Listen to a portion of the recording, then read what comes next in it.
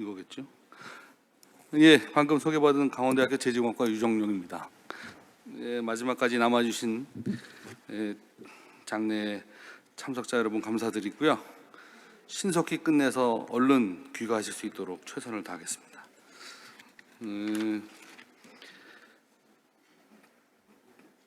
제가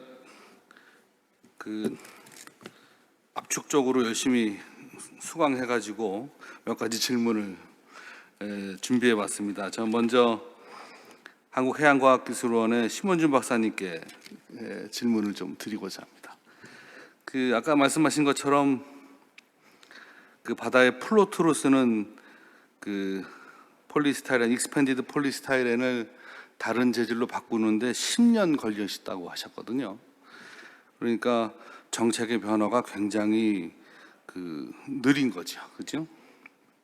그리고 사실 최근에 이런 플라스틱을 줄이고 어떻게 하면 더 재활용할까 하는 생각을 갖게 된 것도 아마 바다에 이런 미세 플라스틱이 많으니까 인체에 해롭겠구나 하는 생각보다는 쓰레기 대란이 발생하면서 중국이 이런 재활용 폐기물을 수입하지 않으면서 발생된 쓰레기 대란으로 어디 갈 곳을 잃은 쓰레기 우리가 줄여야겠다 하는 생각이 들어서 다들 화들짝 놀란 거 아니겠습니까?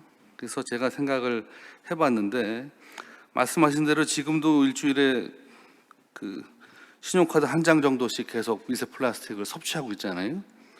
굉장히 심각한 상황인데 왜 우리 일반 국민들은 이런 아주 위중한 상황을 인지하지 못하고 계속 이렇게 바라만 볼까 생각을 해보면 과거에 일본의 이타이타이병이나 미나마타병처럼 수은 중독, 카드뮴 중독해서 금방 사람이 막 위중한 상태로 내몰리는 그런 상황일 때 정신이 번쩍 드는 거 아니겠습니까? 그런 것처럼 이런 미세 플라스틱으로 인해서 우리 사람의 건강 아주 심대한 영향이 있다 하는 그런 결과가 있으면 훨씬 더 정책 변화가 빠르고 원활히 이루어질 것 같은데 이런 부분도 혹시 연구하고 계신가요? 예, 제가 많이 받는 언론 인터뷰 들고 많이 받는 질문 중에 하나가 인체 영향 쪽을 물어보시는 분들이 많은데 저희가 이제 국회의원에서도 정확히 그 표현을 씁니다. 그러니까 현 시점에서 인체 위해성을 논하기엔 시기상조다. 여기는 일단은 독성 자료가 굉장히 제한돼 있습니다. 그러니까 인체 위해성을 하려고 그러면 독성 자료가 주로 사람 갖고 할 수 없으니까 뭐 생쥐나 이런 뭐 영장류를 갖고 이제 독성 실험을 하는데 이제 그런 논문들이 이제 나오고 있거든요. 국내에서도 최근에 뭐 흡입 독성을 했고 뭐 생쥐에 노출시켰더니 2마이크로짜리가 뭐 여기저기 뭐 장기에서 다 발견되더라. 미국에서는 최근에 시체를 기증한 분이 있습니다. 그래갖고 처음으로 시체를 인체 사체를 오토피를 해서 보니까 저희가 소화관만 생각했었는데 장기 여러 군데서 미세 플라스틱이 발견됐다 이런 학교에서 발표되는 것들이 이제 뭐 좀 쌓이고 있어서 아직 인체 영향을 논하기에는 과학적 자료가 상당히 이제 부족하고요. 아까 이제 저도 교수님 말처럼 그러고 나서 뭐가 빨리 움직이겠죠. 쓰레기 대란처럼. 근데 아까 말씀드린 것처럼 그 정도로 증상이 나왔다고 했을 때 늦은 겁니다. 그러니까 제가 표현할 때 제가 아까 발표드린 자료 말미에 제가 이 멘트를 안 날렸는데 대중 강연할 때 여러분들 놀라시고 우리 내고팩 대표님은 저 무섭다 그러는데 이 정도는 지금 편두통 제가 소화불량 정도로 얘기해요. 근데 지금 교수님 말씀하신 건 암 진단을 얘기하시는 거거든요. 자연인 프로를 보면 산에 들어갈 때 미리 들어갔으면 다들 건강했을 텐데 마음이나 몸에 엄청난 상처를 입고 들어가거든요. 그러니까 그런 거를 막기 위해서는 포럼이 좀 있다고 생각하는 거예요. 협의와 합의를 통해서 뭔가를 이끌어낼 수 있으면 선제적 대응이 되는 거고 쓰레기 대란처럼 뭔가 터졌을 때 하는 거는 사후 약방문이 되는데 이 미세 플라스틱 문제는 사후 약방문이 되면 그 피해가 상당히 클 거라는 겁니다. 누군가 인체의 위해성을 느꼈다고 할 정도가 되면 많은 사람이 느낄 수밖에 없는 정도고 한 예만 들어드려요. 이거를 하면 제가 자꾸 위협하는 것 같아서 이 표현을 안 쓰는데 외국에서 폐암에 걸린 환자 한 명을 오토피를 해서 이제 조직학적으로 해봤더니 계속 잘라봤더니 그 폐암 중간에 폴리에스터 섬유 하나가 딱 박혔다는 연구 결과도 있어요. 그 폴리에스터 섬유 하나 때문에 뭐 생긴지 안 생긴지 할 수는 없으나 이제 그런 연구 결과도 있듯이 찾아보면 있는데 결론만 얘기하면 그런 거죠. 아까 교수님 말씀 이해는 하지만 그런 진단을 받기 전에 막고자 하는 노력을 하는 게 현명하다고 저는 판단하고 있습니다. 단 이제 그런 연구는 지금 환경부나 식약처 이제 국제적으로는 WHO에서 지금 하고 있는 상황이라 많은 자료가 쌓여야지 답을 줄 수 있을 것 같습니다. 그 전에 막을 수 있기를 바랄 뿐입니다. 네, 이상입니다. 예, 신 박사님 아주 좋은 말씀을 해주셨습니다. 저희가 그 총을 맞아봐야 죽는 걸 아는 건 아니죠. 예, 총을 맞아봐야 죽는 걸 아는 건 아니기 때문에 맞기 전에 총을 맞지 않도록 노력해야 되는 거 아니겠습니까? 그런 부분에서 굉장히 좋은 말씀 감사합니다. 국립환경과학원의 우리 강영렬 연구원님, 예, 옆에 계시네요. 오늘 좋은 발표 감사한데요. 제가 발표 들으면서 느꼈던 거는 말씀하신 것처럼 가능한 한 우리가 생활 폐기물을 특히 그 중에서 재활용할 수 있는 폐기물을 최대한 재사용할 수 있도록 재활용할 수 있도록 노력해야 된다 이렇게 말씀해 주셨는데 저도 전적으로 동의합니다. 그런데 아시다시피 1992년 이후에 저희가 쓰레기 종량제를 실시하면서 쓰레기를 아주 현저히 줄이는 그런 효과가 있었지만 우리 재활용품의 품질은 매우 떨어지는 문제가 있었거든요. 그러니까 재활용을 열심히 하려면 사실 버리는 쓰레기보다는 재활용할 우리 폐지나 폐비닐, 폐캔이라든지 이런 것들을 더 신경 써야 되는데 이 주부님들이 알뜰한 살림 하시느라고 쓰레기 봉투 좀 덜 구매하고자 하는 그런 작은 소망에 우리 소중한 재활용 폐기물은 품질이 나빠지지 않았습니까? 그렇죠? 그러니까 과거 국민소득이 만불이 되지 않던 그 시점에 실시했던 그 정책이 지금 3만 불이 넘는 이 시점에도 과연 유효한 것인지 우리가 재활용을 촉진하고자 한다면 재활용품의 품질을 개선할 수 있는 어떤 혁신적인 조치가 필요하지 않을까 이런 생각도 한번 해봤습니다. 어떻게 생각하시는지 한번 연구관님 여쭤보고 싶습니다. 핑계를 대자면 생활 폐기물은 지자체 소관이라서 환경부 소관이 아닙니다. 라고 답변을 드리고 싶은데 그렇게 하면 안 될 것 같고요. 일단은 지자체에서도 지방자치단체에서도 많이 노력을 해주고 계시지만 가장 문제가 된 게 지금 사회적으로 경기가 침체가 경영학화라든지 지금은 원유 가격이 지금은 올라가고 있지만 그동안 원유값도 떨어지고 하기 때문에 어떻게 보면은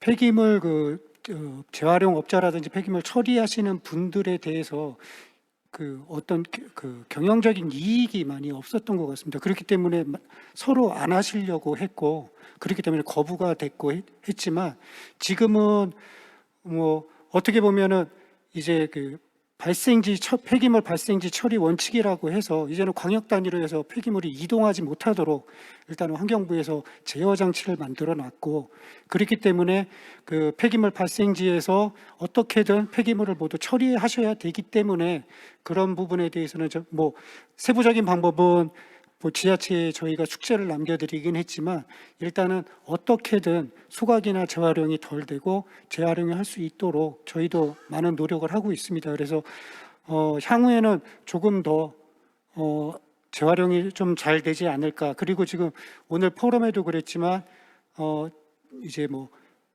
디자인 색깔이 화려하고 디자인이 우수하고 이런 제품보다는 지금 모두 생각하고 계시는 것들이 사용하고 난 이후에 다시 순환 사회로 접근하기 위해서 어떻게 재활용이 될 건지 이제 원래부터 고민을 하고 계시기 때문에 그런 부분까지 생각을 하게 된다면 앞으로는 좀 소각이나 매립으로 가는 것보다는 재활용이 되거나 아니면 재사용될 수 있는 그러한 제품들이 많이 생산이 되고 다시 재활용되지 않을까 이렇게 생각하고 있습니다.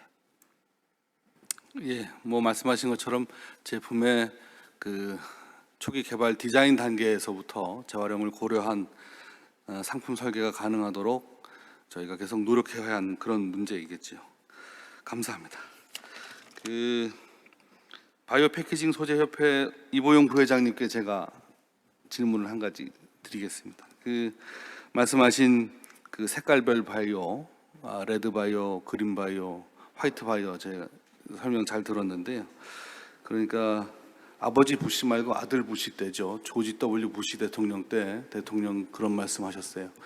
미국인이 석유에 중독돼 있다. 그래서 석유를 줄여야 되고 그러기 위해서 바이오 알코올, 바이오 디젤을 활성화해야 되고 콩 심지 말고 옥수수 심으세요 이런 얘기 많이 나왔고요. 그래서 그게 한참 이슈가 됐었죠. 결국 사업 환경이라는 것이 실제로 우리가 처한 환경 말고 또 다른 정치적 의도나 다른 국제 역학 관계에 의해서 결정되는 경우도 많거든요. 그러면 지금의 상황을 다시 저희가 반추해 봤을 때 현재 플라스틱을 줄여야 된다고 하는 이 절체절명의 순간 그 원인은 전 세계 쓰레기의 한 절반 이상을 가져다가 재활용하던 중국이 어느 날 우리는 더 이상 쓰레기를 재활용하는 나라가 아니다. 우리 이제 그런 더러운 짓은 하지 않는다. 이렇게 얘기하면서 갈 곳 잃은 쓰레기 때문에 이런 문제가 생긴 거 아니겠습니까? 그래서 새롭게 지금 말씀하셨던 화이트 바이오 이전에 그린 바이오의 한 가지로 바이오 알코올, 바이오 디젤 얘기하다가 지금 전부 다 문 닫은 그런 상황인데 과연 이런 화이트 바이오로 플라스틱을 바이오 플라스틱으로 만들고자 하는 이런 노력도 이전에 조지 W 부시 대통령처럼 그냥 헛된 구호가 되면 어떡하죠? 그것과 어떤 차이점이 있겠습니까? 그래서 지금 친환경이라는 이미지가 기존에는 예전에 친환경에 이제 인증되는 쪽에서는 생분해 이쪽이 인증되는 게 있었고요. 그 다음에 인증 안 되는 게 뭐냐면은 규제물질 대체, 그 다음에 재활용 가능한 거 대체 이런 것도 이제 친환경에 수표가 돼 있었거든요. 근데 지금 친환경의 패러다임이 바뀌지 않았습니까? 이거 제가 바꾼 게 아니고요. 저기 전 세계 정상들이 169명이 바꾼 겁니다. 그게 파리 협약이라고 그래갖고 2015년 12월 10일 날 바뀐 거거든요. 근데 바뀌었는데 이제 한국은 절대 못 바뀌어요. 못 바뀌는 이유가 아까 바빠서 설명을 못 했는데요. 저 8월 31일 날 국회에서 2050 법이 통과했잖아요. 2050 제로를 가는데 2050보다 먼저 됐는데 엊그제 우리 문재인 대통령이 또 엄청나게 힘든 말씀을 하셨어요. 2030년에 35% 절감을 하긴 했는데 1차 목표가 2030년 가고 갑자기 며칠 만에 40%로 정했잖아요. 40% 목표가 정해졌다는 얘기는요, 40% 목표를 달성을 못하게 되면은 탄소세를 내야 됩니다. 지금 정부 관계자분 나오셨지만은 이렇게 얘기하는 사람들은 아무도 없어요. 근데 그게 정해져 있는 거예요. 왜? 목표를 달성을 못하게 되면 세금을 내게 되거든요. 그 세금을 누가 냅니까? 결론은 국가가 내는 게 아니고 기업이 내야 되는 겁니다. 그래서 목표가 정해져 있기 때문에 예전처럼 누구의 이익을 위해서 바꿀 수 있는 건 아니고요. 정확하게 그래서 친환경 플라스틱이 정의가 딱 내려지는 게 생분해가 친환경이 아니고 지금은 CO2 절감이 친환경입니다. 그리고 2030년까지 40%를 무작정 절약을 해야 돼요. 아니면 뭘로 내야 돼? 탄소세. 저기 세계적인 테슬라. 무지하게 훌륭한 사람이더라고요. 얼마나 똑똑해요. CO2 선거를 해갖고 1조를 받았습니다. 1조 받아갖고요. 자동차 만들었어요. 우리나라 아직은 그런 사람은 없거든요. 근데 얼마나 훌륭한 사람이에요. 먼저 선거를 해갖고 1조 만들고 그게 법이 실행돼서 가는 거예요. 지금은 법으로 결정이 돼 있기 때문에 누구 개인의 이익을 위해서 바꿀 수 있는 상황은 안 됩니다. 그래서 친환경 플라스틱은 결론은 CO2 절감으로 가기 때문에 갈 수밖에 없는 상황입니다. 네, 이 부회장님 말씀 잘 들었습니다. 결국 이제 누가 저항하려 해도 저항할 수 없는 도도한 흐름인 것이죠. 예. 이런 변화가 결코 바뀌지 않고 현장에 구현되는 그런 날이 곧 올 것이다. 저도 그렇게 생각합니다. 그러면서 하나 좋은 점도 있습니다. 하나 좋은 점이 있어요. 여기 오신 분들.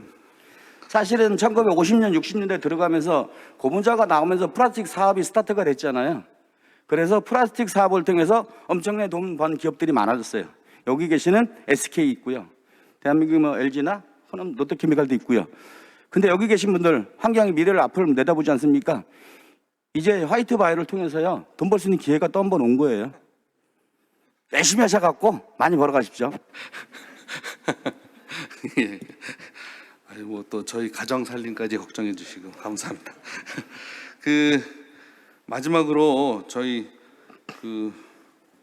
온라인으로 해서 질문이 들어왔습니다. 저희 한솔재지 조성민 상무님께 제가 여쭤봐야 될 것 같은데요. 동서식품의 이경희님께서 문의 주셨는데, 오늘 상무님께서 프로테오라든지 테라바스 같은 새로운 배려와 코팅된 지르 포장 소재의 개발과 관련된 그간의 노력을 쭉 설명해 주셨는데, 그 이경희님께서 궁금하신 점은 그렇게 기능성을 갖는 종이들이 또 그밖에 다른 다양한 배리어 코팅이 된 종이들이 보면 어떨 때는 재활용이 잘 된다 얘기하고 어떨 때는 재활용이 어렵다 이렇게 얘기한다고 합니다. 어떤 차이가 있길래 그런 배리어 코팅이 된 종이가 재활용이 잘 될 때도 있고 안 될 때도 있는 걸까요? 예, 우선 결론부터 말씀을 드리면 물리적으로 재활용이 조금 어려운 부분은 이제 양면 코팅을 했을 때부터 이슈가 조금 발생합니다. 그렇지만 이제 단면 코팅의 경우에는 실제로 물리적으로 재활용을 하는데 그렇게 큰 문제는 없습니다. 실내로 한솔재재 대전 공장 같은 경우에 저희가 연간 한 68만 톤의 폐지를 재활용을 하고 있는데요. 그 중에는 뭐 아예 코팅이 안 된 종이들도 있지만 초코파이 박스와 같이 한쪽 면이 이제 PE로 코팅이 된 그런 제품들도 실제로 재활용을 하고 있습니다. 다만 앞서 말씀드린 대로 양면 코팅이 된 부분은 이 양면 코팅된 종이를 다시 재활용할 때 그 플라스틱과 섬유 부분을 분리하는 데 있어서 좀 물리적인 문제점들이 있기 때문에 좀 어려운 부분이 있습니다. 그래서 저희 한솔재지 같은 경우에도 이런 다양한 류의 종이의 재활용률을 높이기 위해서 설비 투자를 검토를 하고 있는데요. 예를 들어서 이제 그 재활용 그 폐지를 투입하는 공정에서 이거를 맷돌처럼 잘게 부셔서 플라스틱과 양면 코팅이 돼 있더라도 플라스틱과 종이가 잘 분리되게끔 하는 니더라던 설비라든가 아니면 정선 스크리닝 설비를 좀 더 보완을 해가지고 예를 들어 우유팩이나 다른 다양한 이런 양면 코팅된 종이들을 재활용할 수 있게끔 재활용률을 높이는 그런 노력들을 실제로 하고 있습니다.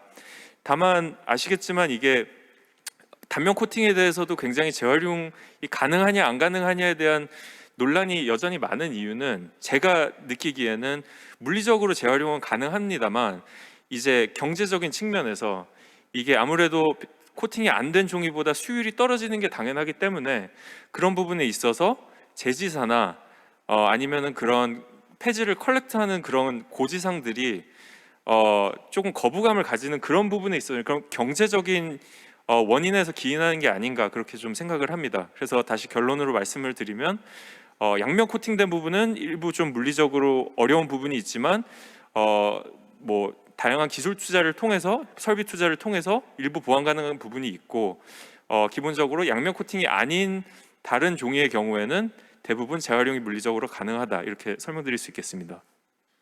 예, 상무님 감사합니다. 말씀하신 것처럼 종이가 재활용되기 위해서는 물에 섬유가 풀려 추출되어야 하는 것인데요.